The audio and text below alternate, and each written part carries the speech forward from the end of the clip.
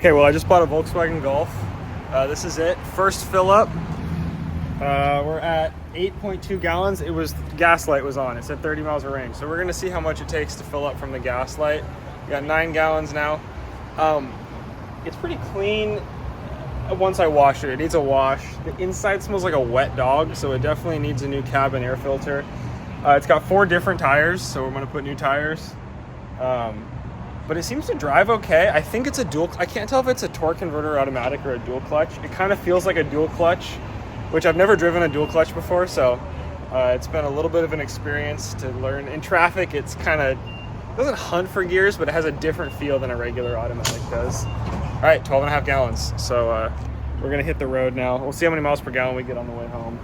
It's probably a 20-minute drive home, so not too bad. I'm in Midtown Sacramento right now. That on there, close it up. All right, driving the Golf. I'm gonna turn on an interior light if I can find the button.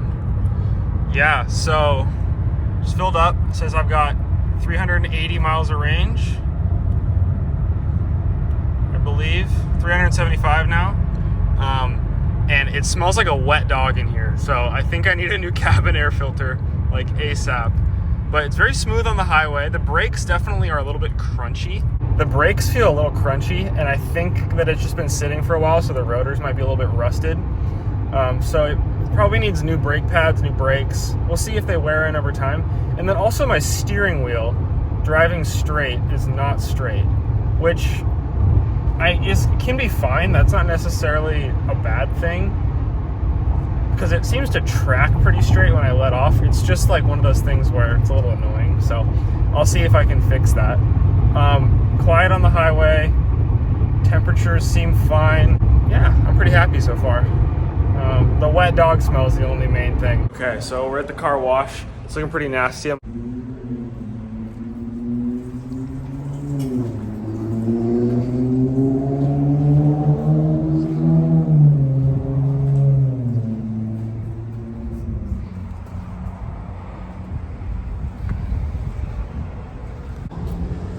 I got all these leaves out of here, dude. There's so many leaves. It's funny, to put the wipers up like this, you have to have them stay in the up position. And so there's like a special service mode that you have to put it into.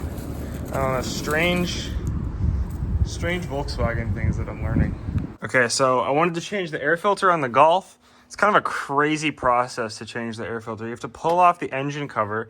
The air comes into the engine from the front of the car here, through here, and then into the air box right here, through the filter, I guess up through the filter, and then back, and then this goes to your mass airflow sensor. I can't believe that this isn't restrictive. It probably is. This is probably why people put different intakes on it. But this is the filter that was in there. I mean, it's probably seen better days. It doesn't look too like clogged up, but it also doesn't look new, and there's some weirdness happening there. So I got a brand new one. We're gonna pop it in there. I don't think it's gonna make a massive difference, but it's a good thing to do with a new car. So just for comparison, this is the filter that was in there, and this is the new one that's going in. Here's the other side. You know, it's not terrible, but it doesn't hurt to replace. It's also kind of cracked right here, so it's good to put a new one in there.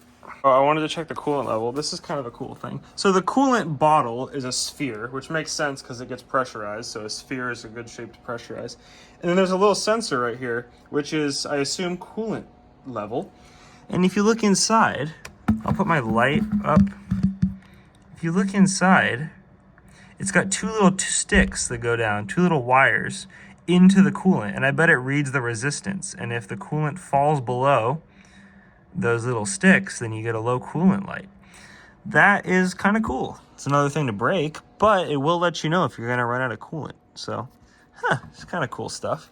So the biggest concern I have right now is under the driver's side wheel here. If you look at the CV boot, there's lots of oil or grease on there, and it's sort of flinging it everywhere. So it must need a new CV joint or axle or boot or something. I'm not quite sure. I don't think that's a pressing immediate issue, but it's definitely something I want to check.